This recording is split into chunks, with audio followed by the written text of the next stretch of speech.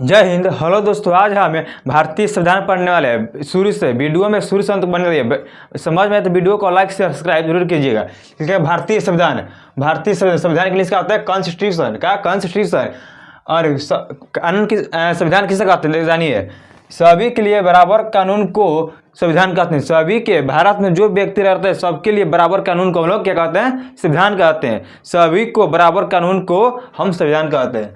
सभी के लिए बराबर कानून को संविधान कहते हैं। देश और राज्य का शासन कैसे चलेगा? देश और राज्य को शासन कैसे चलेगा? उसको चलाने के लिए जिस किताब का नाम है उसका नाम है संविधान। क्या नाम है उसकी किताब का नाम? भारतीय संविधान है। देश और राज्य का शासन कैसे चलेगा? कहाँ पर लिखा हुआ है? संविधान में लिखा, भारतीय संविधान में लिखा है कैसे देश और राज्य का शासन चलेगा। इस किताब में 22 लेसन है। भारतीय संविधान में कितना लेसन है? 22 लेसन। उसी को हम हिंदी में क्या बोलते हैं? भाग। 22 लेसन। इसके लेसन को हम लोग भाग कहते हैं। इसमें कुछ टॉपिक लिखे गए हैं जिसे अनुच्छेद कहते हैं। भाग 1, भाग 2, भाग 22 तक ऐसे में कुछ टॉपिक लिखे हैं, यानी उसको अनुच्छेद बोलते हैं। क्या अनुच्छेद? अनुच्छेद कितना है? 395, 395। भारत के संविधान में अनुच्छेद कितना है? भारत के संविधान में अनुच्छेद कितना है? 395। और लेसन कितना है? 22 से। और संविधान किसे कहते हैं?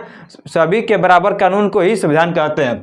सभी के लिए बराबर कानून को ही संविधान कहते हैं।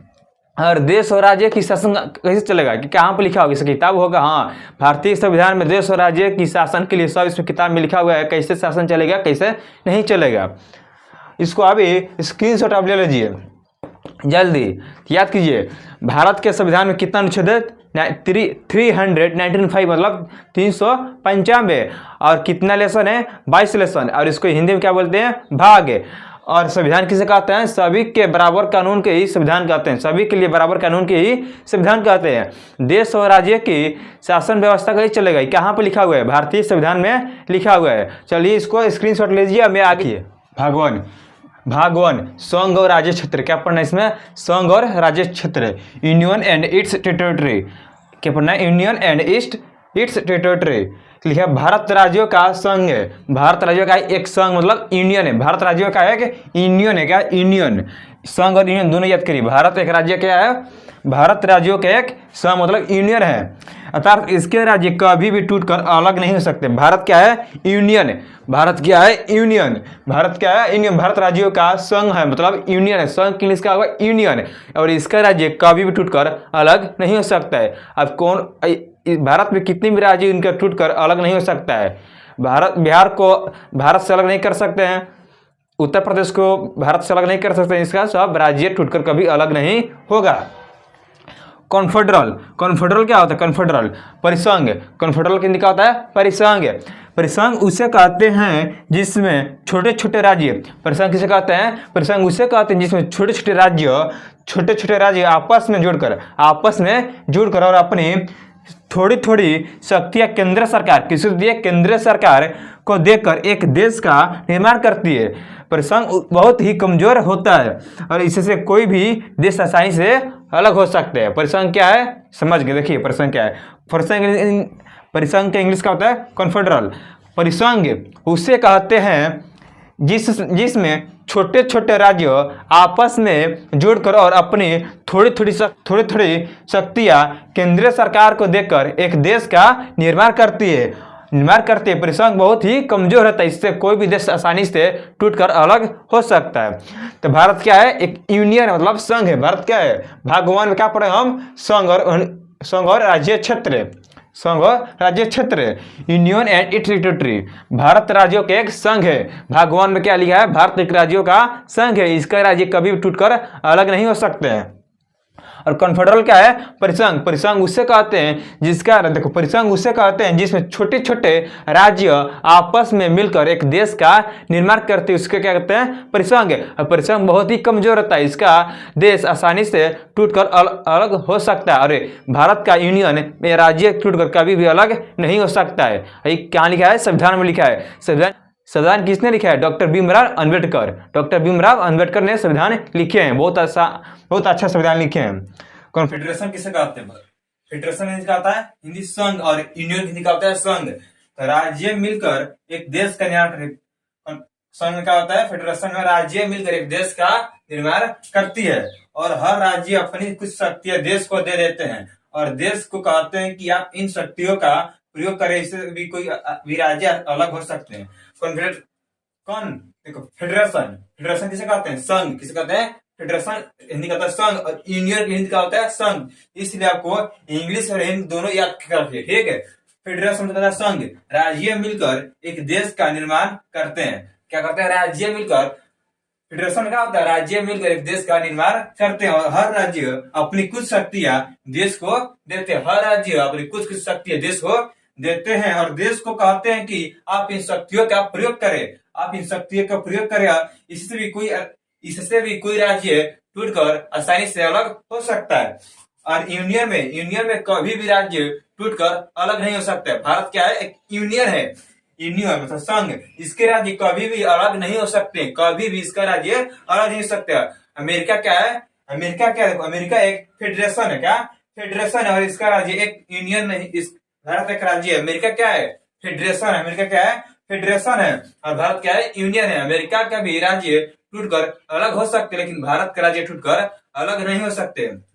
ऐसे समझ में? भारत में सबका संविधान बराबर है। गरीब या धनिक सबका संविधान बराबर है। सबका हक बराबर है। इसलिए आप लोग याद कीजिए, भारत में सबका कानून बराबर है, ठीक है। किसका भी कानून बड़ा या छोट नहीं है। इसको स्क्रीनशॉट ले लीजिए। फिर से बोलते हैं, फेडरेशन क्या है? राज्य। फेडरेशन हिंदी का होता है संघ और यूनियन हिंदी का होता है संघ। दोनों हिंदी का होता है संघ, इसलिए बोलते हैं इंग्लिश याद कीजिए। राज्य मिलकर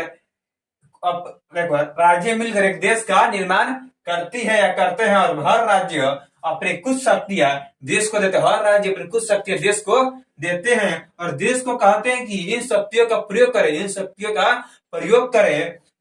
का प्रयोग करें और इससे भी कोई राज्य अलग हो सकते हैं। तो इन शक्तियां देश को दे देते हैं और देश को कहते हैं कि आप इन शक्तियों का प्रयोग करें। इससे भी कोई राज्य टूटकर अलग हो सकते हैं।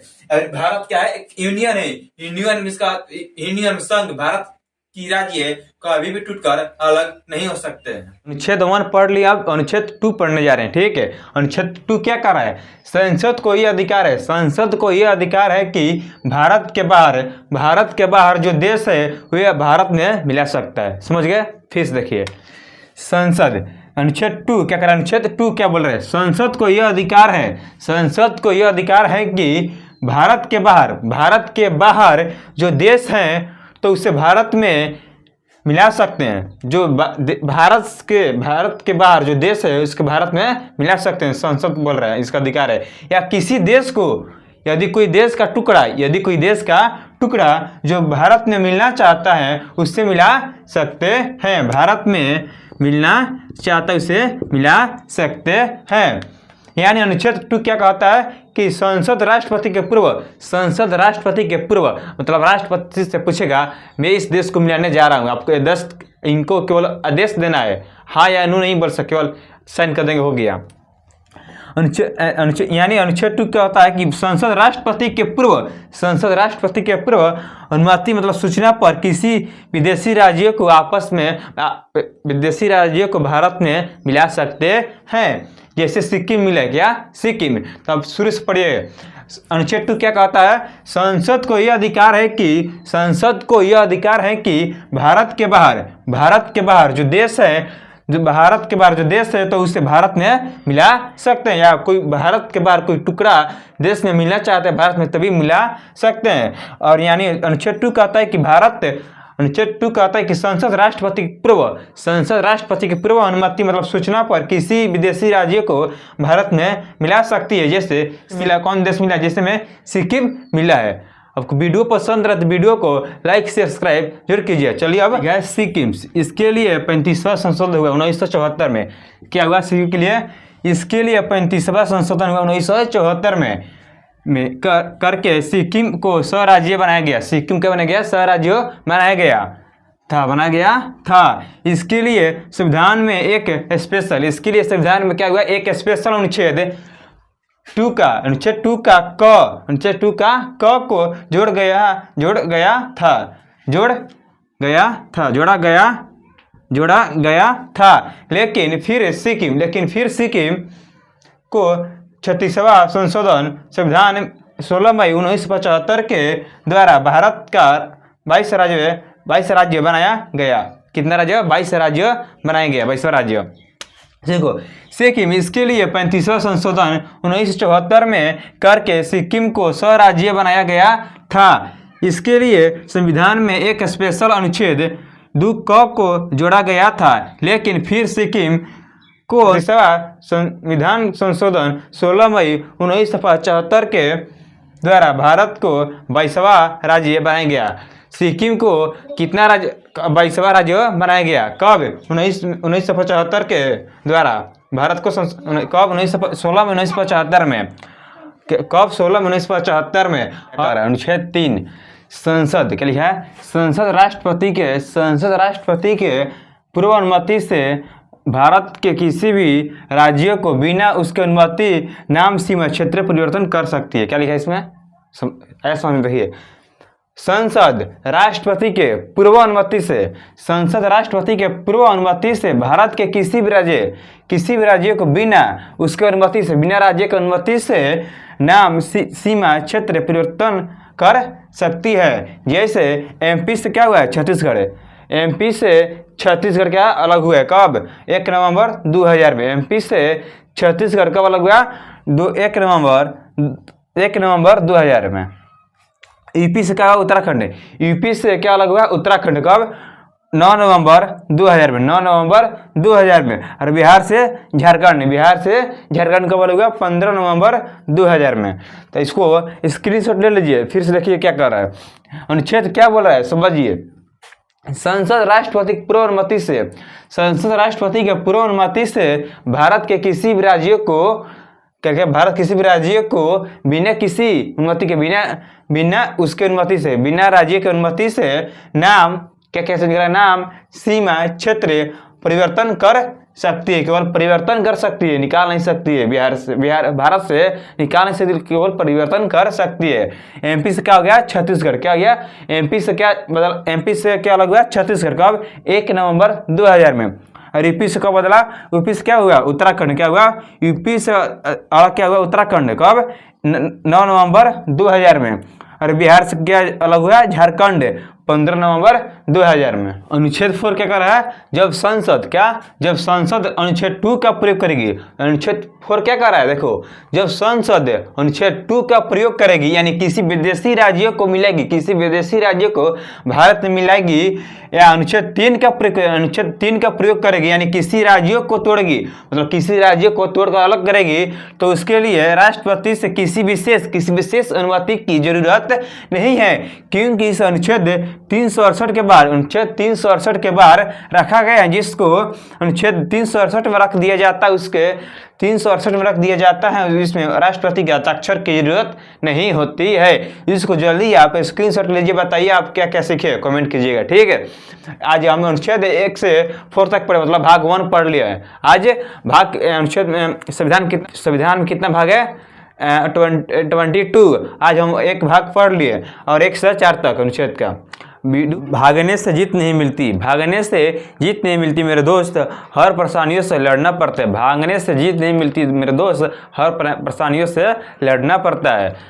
अब मेहनत के अलावा ज़िंदगी में कुछ नहीं मिलेगा, सिर्फ मेहनत कीजिए, मेहनत से ही सब कुछ मिल सकता है। और दूसरा का क्या लिखे हैं? उम्मीद किसी और से नहीं, सिर्फ खुद पर विश्वास रखो। उम्मीद किसी और से मत करो, ये हमसे कुछ कर देगा। खुद पर विश्वास रखो, कोई साथ दे ना दे, लेकिन मेरा हौसला मेरे साथ है। क्या? मेरा हौसला मेरा साथ है।